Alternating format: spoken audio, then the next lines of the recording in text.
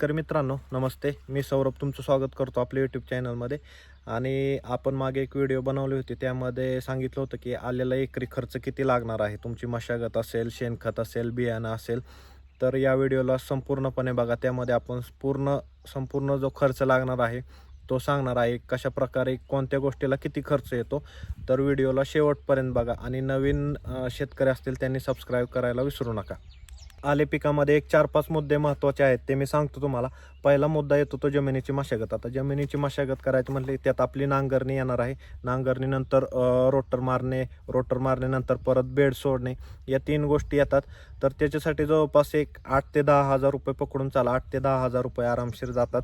आणि जर घरचा ट्रॅक्टर असेल तर कमी पैसे जातात, पण जर बाहेरून ट्रॅक्टर घ्यायचा असेल तर त्या गोष्टीसाठी 8 ते 10 हजार रुपये जाणार.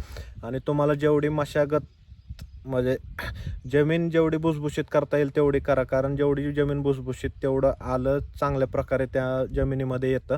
दुसरा महत्त्वाचा मुद्दा म्हणजे शेणखत. आले पिकातील अत्यंत महत्त्वाचा विषय हा शेणखत आहे. कारण जेवढं तुमचं शेणखत जास्त तेवढा प्लॉट तुमचा जोरात येणार आहे. तुम्ही किती रासायनिक वापरा, काय करा, पण त्यावर नाही. जेवढं तुमचं शेणखत चांगलं तेवढं तुमचा प्लॉट चांगला येणार आहे.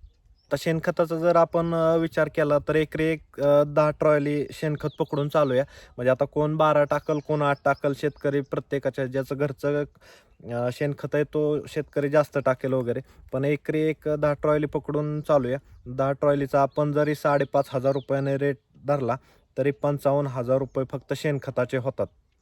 आणि आले पिकामध्ये आहे ना, कुजलेलं शेणखत अत्यंत महत्त्वाचं आहे. जेवढं तुमचं कुजलेलं शेणखत आहे तेवढी आल्याची वाढ चांगली होणार आहे. कारण जर आपण तसं जर शेणखत आणून टाकलं तर तेवढा रिझल्ट भेटत नाही. पण शेणखत आधी कुजवणं महत्त्वाचं आहे. ज्यांना शक्य आहे त्यांनी शेणखत आधी कुजवा आणि मग शेतात नेऊन टाकलं तर अत्यंत तिसरा मुद्दा येतो तो आल्याचे बियाणे. आता महत्त्वाचा मुद्दा आहे यावर बोलण्यासारखं. ज्यावेळेस आल्याचे बियाणे महाग असते त्यावेळेस लागवड जास्त होती, आणि ज्यावेळेस बियाणं स्वस्त असतं त्यावेळेस शेतकरी लावत नाहीत. उलटं होतं. ज्यावेळेस स्वस्त असेल त्यावेळेस शेतकऱ्यांनी काय केलं पाहिजे, की थोडं बियाणं तयार करण्यासाठी 10 गुंठ 20 गुंठ जमिनीत आपण बियाणं घेऊन लावून त्याचं बियाणं वाढवत गेलं पाहिजे. पण आताच्या रेटनं धरलं तर आत्ता जवळपास 2-3 दिवसापूर्वी एक व्हिडिओ आली तर त्यामध्ये बियाण्याचं बुकिंग चालू होतं, तर ₹70 किलो याप्रमाणे बियाण्याचं बुकिंग चालू आहे. म्हणजे तुम्ही बघा, आता एकरी जवळपास 1,000 किलो बियाणं एकरी लागवडीसाठी लागतं. म्हणजे ₹70,000 तिथंच झाले बियाण्याचे. इथंच सगळा खर्च कमी जास्त होतो एकरी. भरी जरी आपण आल्याला काढीपर्यंत 3 भरी केल्या तरी जवळपास त्याचा एक लमसम आपण ₹30,000 डोसचा पकडून चालू आहे. लमसम म्हणजे कोणाचा आता जास्त होईल, कोण शेतकरी कमी टाकल, कोण जास्त टाकल, कोण शेणखत जास्त टाकल, कोण रासायनिक कमी टाकल, कोण शेणखत कमी टाकल, रासायनिक जास्त टाकल. आता तो खर्च त्यावर डिपेंड आहे सगळा, म्हणजे किती खर्च होणार आहे आपल्या भरीला. चा मुद्दा येतो तो ड्रिपचा. आता ज्या शेतकऱ्यांच्याकडे जुनं ड्रिप आहे त्यांच्यासाठी हा खर्च नाही आहे, पण जे नवीन शेतकरी लागवड करणार आहेत त्यांच्यासाठी ड्रिप लागणारच आहे. तरी आपण बेडवर जर सिंगल लाईन टाकली ड्रिपची तर जरा थोडा कमी खर्च येतो, आणि डबल लाईन टाकली तर जरा जास्त खर्च येतो. तर शेतकऱ्यांनी शक्यतो डबल लाईन टाकली बेडवर तर चांगलं राहील.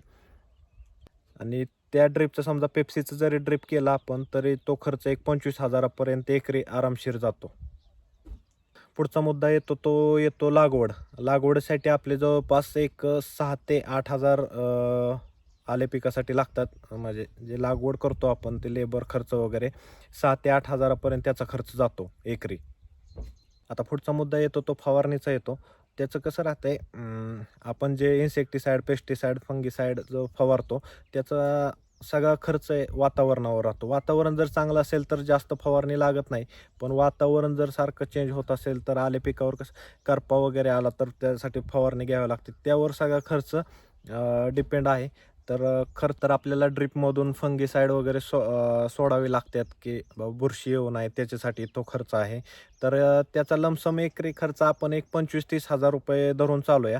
फवारणीचा असेल म्हणा, फंगिसाईडचा, आपण ड्रिपमधून जे सोडणार आहेत बुरशीनाशक वगैरे, त्याचा टोटल खर्च पकडूया. तर मित्रांनो, हे खर्च कमी जास्त होऊ शकतात. म्हणजे एवढेच खर्च होणार आहे नाही, काहींचे कमी होतील, काहींचे जास्त होतील. त्याच्यामुळे ही लमसम अमाऊंट आहे. आपल्याला एकरी खर्च काढायचा आहे की बाबा टोटल बजेट किती जातंय आले पिकासाठी. मुद्दा येतो आल्यातील तण नियंत्रण. त्याच्यासाठी तुम्हाला लेबर लावूनच ते गवत काढून घ्यावं लागतं, कारण त्याच्यासाठी कोणतंही औषध नाही, काही नाही. त्याच्यामुळे तिथं तुमचा एक 10,000 रुपये खर्च पकडून चालू. पण व्हिडिओमध्ये बघितल्याप्रमाणे जमिनीच्या मशागतीसाठी तुमचे 10,000 रुपये जाणार आहेत. तुमच्या आल्याच्या बियाण्यासाठी 70,000 रुपये जाणार आहेत. तिसरी गोष्ट, तुमचं शेणखत असेल त्याच्यासाठी तुमचे 60,000 रुपये जाणार आहेत. चौथी गोष्ट येते ती बहर लावण्यासाठी तुमचे एक 10-12,000 रुपये जाणार आहेत. त्यानंतर तुमचं लेबर असेल, खुरपणी असेल त्याच्यासाठी एक 10,000 रुपये जाणार आहेत. असे जर सगळी जर टोटल केली तर जवळपास एकरी बजेट जातं तुमचं 2.5 लाखावर. शेतकरी मित्रांनो, एकरी 2.5 लाखावर बजेट जातं. जर नवीन शेतकऱ्याला कोणाला लागवड करायची असेल तर एकरी 2.5 लाखापर्यंत बजेट होतं. आता ह्याच्यात अमाऊंट कमी जास्त होऊ शकते. कुणाचं 2 लाखात पण होईल, कुणाचं 2.5 लाखापेक्षा जास्त येईल. ते सगळं डिपेंड आहे शेतकऱ्यावर. पण एक लमसम अमाऊंट धरली तर 2.5 लाखापर्यंत एकरी बजेट जातं. आणि उत्पन्नाचा विचार करायला गेलं तर एकरी जवळपास ॲव्हरेजली धरलं तर 30 ते 33 गाड्या निघतात. ॲव्हरेजली आरामशीर जर व्यवस्थित केलं तर 30 ते 33 गाड्या निघतात. आणि जर प्रॉपर केलं तर 40 गाड्यापर्यंत काढणारी पण लोकं आहेत उत्पन्न. 40 गाड्या म्हणजे जवळपास 20 टन होतं. मग त्याप्रमाणे रेट काय चालू आहे त्याच्या हिशोबानं तुम्ही गुणाकार करून बघा किती आपल्याला फायदा होतो, काय होतो. तर व्हिडिओ आवडल्यास नक्की लाईक करा, शेअर करा, सबस्क्राईब करा. थँक्यू.